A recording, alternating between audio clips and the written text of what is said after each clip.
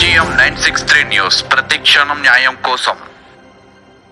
Doctor BR Ambedkar 133వ జయంతి సందర్భంగా నరసింహులగూడెం SC కాలనీలో అంబేద్కర్ జయంతి ఉత్సవాలు. ఈ కార్యక్రమంలో సొమ్మపంగు శ్రీకాంత్, సిర్రా శ్రీకాంత్, అంబేద్కర్ సాయి, తేజ, వెంకటేష్, నరేష్, సాగర్, శేఖర్, వీరబాబు, విజయ్, సుందరయ్య, బిట్టు, చెన్నకేశవులు, ఉమేష్, సైదులు, సుధీర్, వీరబాబు, గోపి, వెంకన్న, గురువయ్య, సోమయ్య, నరసయ్య తదితరులు పాల్గొన్నారు.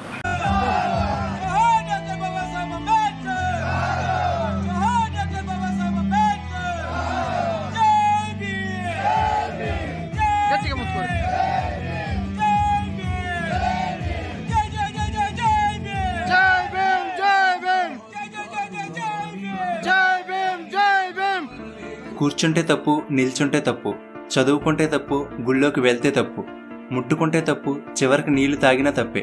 ఒకానొక సమయంలో అంటరానితనం పేరుతో అట్టడుగు వర్గాల ప్రజల పరిస్థితి ఈ విధంగా ఉండేది.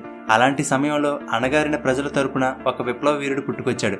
అప్పటి వరకు మోగబోయిన అట్టడుగు వర్గాల ప్రజలకు గొంతుకయ్యాడు. అతనే బిఆర్ అంబేద్కర్ గారు.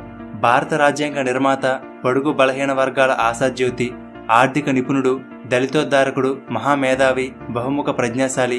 ఇలా ఆయన గురించి ఎంత చెప్పినా తక్కువే. చిన్న వయసు నుండి ఆయన ఎదుర్కొన్న అవమానాలు ఏమిటి, దేశ తలరాతతో సమానమైన రాజ్యాంగాన్ని రాసే స్థాయికి ఎలా చేరుకున్నారు, ముట్టుకోవడానికి కూడా వీలు లేదనే వ్యక్తి దేవుడిలా కొలిచే స్థాయికి ఎలా ఎదిగారు, ఇలా ఎంతో స్ఫూర్తిని కలిగించే అంబేద్కర్ గారి జీవిత చరిత్రను ఈ వీడియోలో తెలుసుకుందాం.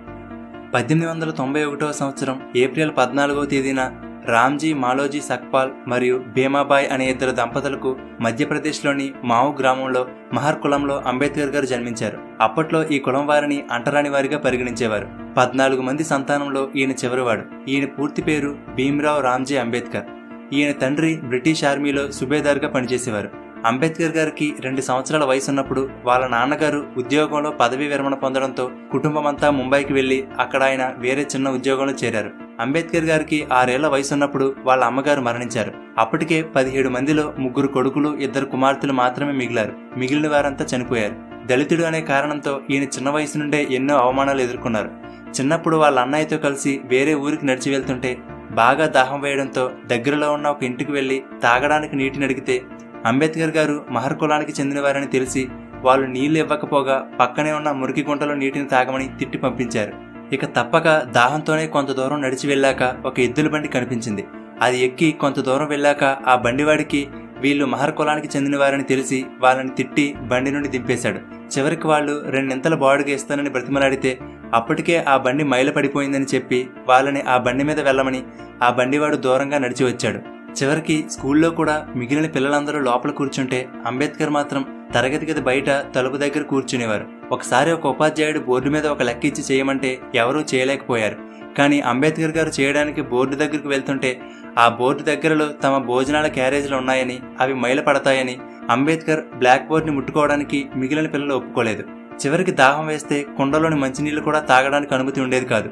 అగ్రకులానికి చెందిన వాళ్ళు ఎవరైనా వచ్చి గ్లాస్తో పైనుండి నీటిని పోస్తే వాటిని దోశలతో పట్టుకుని తాగవలసి వచ్చేది. ఎక్కువగా ఆ స్కూల్లో ఉండే ప్యూన్ నీటిని పోసేవాడు.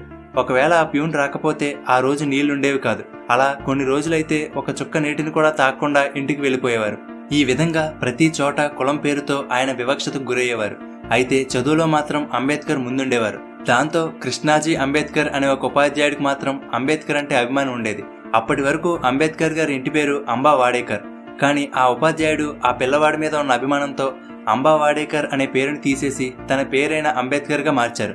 అప్పటి నుండి ఈయన పేరు బిఆర్ అంబేద్కర్ గా మారింది. అలా 1907లో ఎల్ఫిన్స్టోన్ హై స్కూల్లో మెట్రికులేషన్ పూర్తి చేశారు.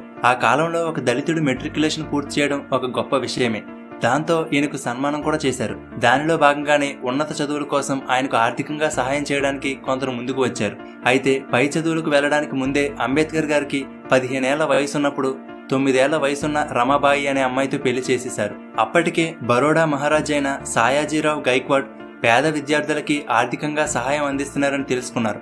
అలా బరోడా సంస్థానం నుండి వచ్చే నెలకి 25 రూపాయల స్కాలర్షిప్తో 1912 నాటికి బొంబాయి యూనివర్సిటీ నుండి economics and political science degree పట్టా పొందారు. తర్వాత అదే బరోడా సంస్థానంలో ఉద్యోగం కూడా దక్కింది. కానీ అంబేద్కర్ గారికి ఇంకా పై చదువులు చదువుకోవాలని కోరిక మనసులో ఉండేది. దీని గురించి మహారాజ్కి చెప్తే ఆయన దానికి ఒప్పుకొని ఒక షరతు పెట్టారు.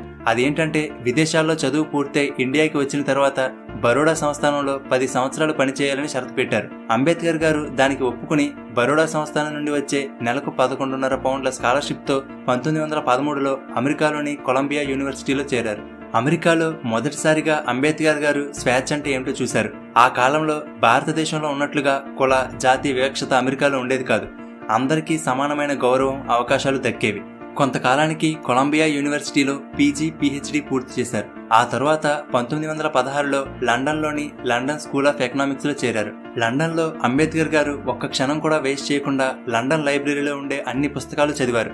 అక్కడ ఆయన ప్రపంచంలో ఎన్నో దేశాల చరిత్రలు, గొప్ప గొప్ప వ్యక్తులు, వాళ్ళ సిద్ధాంతాల గురించి క్షుణ్ణంగా చదివేవారు. ఒకవేళ మీరు కూడా అలా గొప్ప వాళ్ళ గురించి తెలుసుకోవాలనుకుంటే మీకు కుక్కు ఎఫ్ఎం యాప్ ఎంతగానో ఉపయోగపడుతుంది. దీనిలో ఏపీజే అబ్దుల్ కలాం గారి లాంటి గొప్ప వాళ్ళ జీవిత చరిత్రను తెలుగులో ఆడియో రూపంలో వినవచ్చు. ఈ ఆడియో బుక్ తో పాటు ఈ యాప్ లో ఇంకా సెల్ఫ్ హెల్ప్, మోటివేషనల్ తో పాటు చాలా టాపిక్స్ కి సంబంధించిన బెస్ట్ సెల్లింగ్ బుక్స్ సమ్మరీని ఆడియో ఫార్మాట్ లో తెలుగులో పొందవచ్చు. ఇది 4000+ అవర్స్ కంటెంట్ లైబ్రరీతో లీడింగ్ ఆడియో బుక్ యాప్. అలాగే ఎవ్రీ మంత్ కొత్త ఆడియో బుక్స్ ని యాడ్ చేస్తున్నారు. చాలా మందికి పుస్తకం అంతా చదవడానికి టైం, ఇంట్రెస్ట్ ఉండకపోవచ్చు. కానీ ఈ యాప్ తో ఎప్పుడైనా ఎక్కడైనా మన లాంగ్వేజ్ లో ఆడియో బుక్స్ ని వినొచ్చు. మన తెలుగు బడి వ్యూవర్స్ బడి 50 అనే కోడ్ ని యూజ్ చేస్తే ఫస్ట్ 500 మెంబర్స్ కి ఇయర్ కి 399 రూపీస్ ఉండే సబ్స్క్రిప్షన్ కేవలం 199 రూపీస్ కి దొరుకుతుంది. సో డిస్క్రిప్షన్ లో ఇచ్చిన లింక్ మీద క్లిక్ చేసి కుక్కు ఎఫ్ఎం ని ట్రై చేయండి. ఇక టాపిక్ లోకి వెళ్తే, అంబేద్కర్ గారు లండన్ లో ఉన్నప్పుడు ఎన్నో అంశాల మీద పుస్తకాలు కూడా రాశారు. అక్కడే ఆయనకు డాక్టరేట్ కూడా లభించింది. కానీ కొంతకాలానికి బరోడా సంస్థానం కేటాయించిన స్కాలర్షిప్ అయిపోయిందని వెంటనే బరోడా సంస్థానంలో ఉద్యోగంలో చేరమని ఉత్తరం అందింది. దాంతో 1917లో అంబేద్కర్ గారు వెనక్కి వచ్చి ఒప్పందం ప్రకారం బరోడా సంస్థానంలో రక్షణ శాఖలో ఉద్యోగంలో చేరారు. అక్కడ ఆయనకి ఒక గొప్ప అధికారిగా ఉద్యోగం దక్కింది. కానీ ఈయన నిమ్న కులస్తుడు కావడంతో ఆయన క్రింద ఉండే ఉద్యోగులు కూడా ఆయనను గౌరవించేవారు కాదు. ఏదైనా ఒక ఫైల్ ఇవ్వాలంటే దూరం నుండే ఆయన టేబుల్ మీదకి విసిరేసేవారు. చివరికి ఆయన ఉండడానికి అద్దెకు కూడా ఇల్లు ఎవరిచ్చేవారు కాదు. చేసేది లేక ఒక పార్సీల సత్రంలో ఉండేవారు. కొన్ని రోజులకి వాళ్ళకి కూడా ఈయన నిమ్న కులస్తుడని తెలిసి వాళ్ళు కూడా గెంటేశారు. చదవాలన్నా, పని చేయాలన్నా, ఉండడానికి ఇల్లు కావాలన్నా, చివరికి నీళ్లు తాగాలన్నా కూడా కులం అడ్డు వచ్చేది. మనల్ని ఎవరైనా చిన్న మాట అంటేనే పడం కదా. అలాంటిది ఇలాంటి ఘోర అవమానాలు ఎదురైతే మనం తట్టుకోగలమా? కానీ ఆయన వాటన్నిటినీ సహించారు. చివరికి తన పరిస్థితిని బరోడా మహారాజుకి చెప్పుకుని ఆయన ఏమీ చేయలేనని చెప్పడంతో ఉద్యోగానికి రాజీనామా చేసి బొంబాయి వెళ్ళిపోయారు. ఎటువంటి ఉద్యోగం లేకపోవడంతో ఆదాయం కోసం ట్యూషన్లు చెప్పడం, కంపెనీలకు సలహాలనిచ్చే ఒక చిన్న కన్సల్టింగ్ బిజినెస్ ని స్టార్ట్ చేశారు. మళ్లీ కొన్ని రోజులకి అంబేద్కర్ గారు అంటరాని వాడని తెలిసి వ్యాపారులు కూడా ఆయన దగ్గరకు రావడం మానేశారు. దాంతో ఆ కంపెనీని కూడా మూసివేశారు. చివరికి అప్పటి బొంబాయి గవర్నర్ సహాయంతో ఒక కాలేజీలో ప్రొఫెసర్గా ఉద్యోగం దక్కింది. అలా ఉద్యోగం చేసుకుంటూనే 1927 నుండి అంటరానితనానికి వ్యతిరేకంగా ఉద్యమాలు చేయడం మొదలుపెట్టారు. అలా మహత్లో దళితుల మహాసభని ఏర్పాటు చేశారు. దేశంలో నలుమూలల నుండి కొన్ని వేల మంది దళితులు ఆ సభకు హాజరయ్యారు. అప్పటి వరకు దళితులు మహద్లోని చెరువులో నీటిని తాగడానికి అనుమతి ఉండేది కాదు. కానీ అంబేద్కర్ గారు ఆ సభలో దానికి వ్యతిరేకంగా పోరాడి ఆ చెరువులో నీటిని తాగడానికి అనుమతి వచ్చేలా చేశారు. అనుమతి వచ్చినా సరే మొదటిసారిగా ఆ చెరువులోకి వెళ్లి నీటిని తాగడానికి అందరూ భయపడుతుంటే అంబేద్కర్ గారు ధైర్యంగా వెళ్లి చెరువులో నీటిని తాగారు. ఆ ఒక్క సభతో అంబేద్కర్ గారి పేరు మారుమోగిపోయింది. కొంతకాలానికి కొల్హాపూర్ మహారాజైన సాహు మహారాజ్ అస్పృశ్యత, అంటరానితనాన్ని నివారించడానికి కృషి చేస్తున్నారని తెలుసుకుని ఆయన సహకారంతో మోగవాళ్లకి నాయకుడు అనే అర్థం వచ్చేలా మూక్ నాయక్ అనే పత్రికను, అలాగే బహిష్కృత్ భారత్, జనత, ప్రబుద్ధ భారత్ అనే పత్రికలు నడిపారు. దళితులకు బడిలోకి, గుడిలోకి వెళ్లడానికి అనుమతి పొందేలా ఉద్యమాలు చేపట్టి విజయం సాధించారు. కొన్ని రోజులకి ముంబైలోనే బారిస్టర్గా పనిచేయడం మొదలుపెట్టారు. అయితే 1935లో అంబేద్కర్ గారి భార్య రమాబాయి గారు అనారోగ్యం కారణంగా మరణించారు. కొంతకాలానికి ఆయనకు బొంబాయిలో ప్రిన్సిపాల్, అలాగే జడ్జిగా చేయడానికి అవకాశం వచ్చినా గానీ వద్దనుకుని రాజకీయాల్లోకి వచ్చారు. అలా independent labour party, scheduled castes federation అనే పొలిటికల్ పార్టీలను కూడా స్థాపించారు. అయితే సంపద కోసమో అధికారం కోసమో పోరాటం చేయలేదు. అట్టడుగు వర్గాల స్వేచ్ఛ కోసం ఆయన పోరాడేవారు.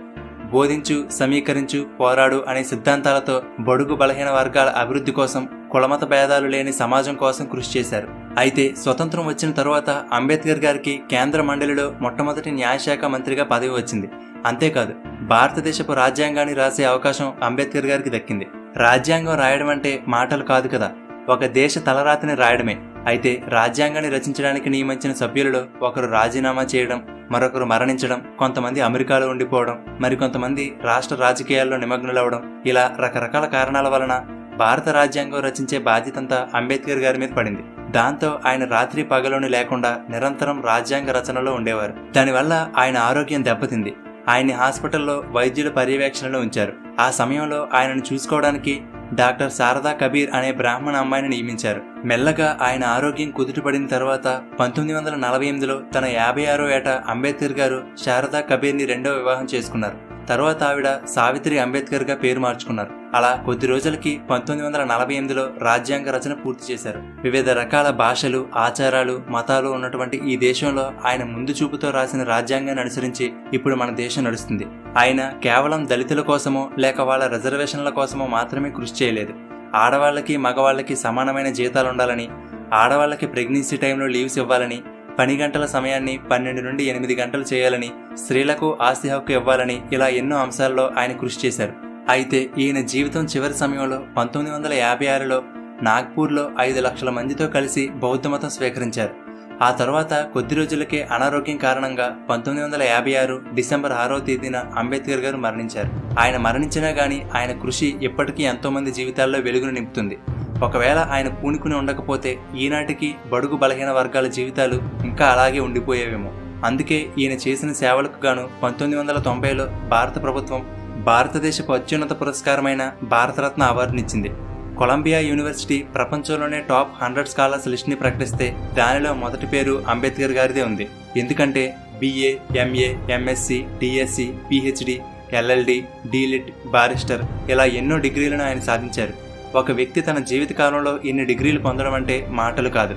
ఈయనకు Hindi, Pali, Sanskrit, English, French, German, Marathi, Persian, Gujarati ఇలా 9 భాషల్లో నైపుణ్యం ఉంది. కేవలం ఈయన రాజ్యాంగ నిర్మాత మాత్రమే కాదు, philosopher, anthropologist, historian, speaker, writer, economist, scholar, editor ఇలా ఒకే వ్యక్తిలో ఎన్నో ప్రతిభలు, నైపుణ్యాలుండేవి. అంతేకాదు ప్రపంచంలో ఎక్కువ విగ్రహాలు ఉన్న నాయకుడు కూడా అంబేద్కర్ గారు. 2012లో ద గ్రేటెస్ట్ ఇండియన్ ఎవరు అనే పోలింగ్ జరిగితే మొదటి స్థానంలో అంబేద్కర్ గారే ఉన్నారు. దీనిని బట్టి ఆయన సమాజంలో ఎంత ప్రభావం తీసుకువచ్చారో అర్థం చేసుకోవచ్చు. ఒకప్పుడు ఆయన పడిన కష్టాలు ఎవరూ పడకూడదనుకున్నారు. అందుకే తన జీవితాన్నంతా అణగారిన వర్గాల అభ్యున్నతికి, వాళ్ళకి స్వేచ్ఛను అందించడానికి అంకితం చేశారు. కేవలం ఈయన వల్లనే అట్టడుగు వర్గాల వాళ్ళకి ఇప్పుడు అన్ని రంగాలలో సమానంగా అవకాశాలు అందుతున్నాయి. అందుకే ఇప్పటికీ ఎప్పటికీ ఆయన చాలా మందికి దేవుడితో సమానం. ముట్టుకోవడానికి కూడా వీలు లేని స్థాయి నుండి ఒక దేశ రాజ్యాంగాన్ని రాసే వరకు వెళ్లడంలో ఉన్న ఆయన ధైర్యాన్ని, పట్టుదలని మన అందరం తప్పకుండా ఆదర్శంగా తీసుకోవాలి. ఓకే ఫ్రెండ్స్, ఈ వీడియో మీకు నచ్చితే లైక్ చేయండి, అలాగే మీ ఫ్రెండ్స్ అందరికీ షేర్ చేయండి. ఇలాగే మరెంతో మంది గొప్ప వాళ్ళ జీవిత చరిత్రలను తెలుసుకోవడానికి తెలుగుబడి ఛానల్కి సబ్స్క్రైబ్ చేసుకుని పక్కనే ఉన్న బెల్ బటన్ని యాక్టివేట్ చేసుకోండి. ప్రపంచంలో ప్రఖ్యాతి చెందిన ఎన్నో పుస్తకాల సమ్మరీని ఆడియో ఫార్మాట్లో తెలుగులో వినడానికి డిస్క్రిప్షన్లో ఇచ్చిన లింక్ మీద క్లిక్ చేసి కుక్కు FMని ట్రై చేయండి. అలాగే తెలుగుబడి నుండి ఎప్పటికప్పుడు అప్డేట్స్ పొందడానికి ఫేస్బుక్, ఇన్స్టాగ్రామ్, టెలిగ్రామ్, ట్విట్టర్లలో తెలుగుబడిని ఫాలో అవ్వండి.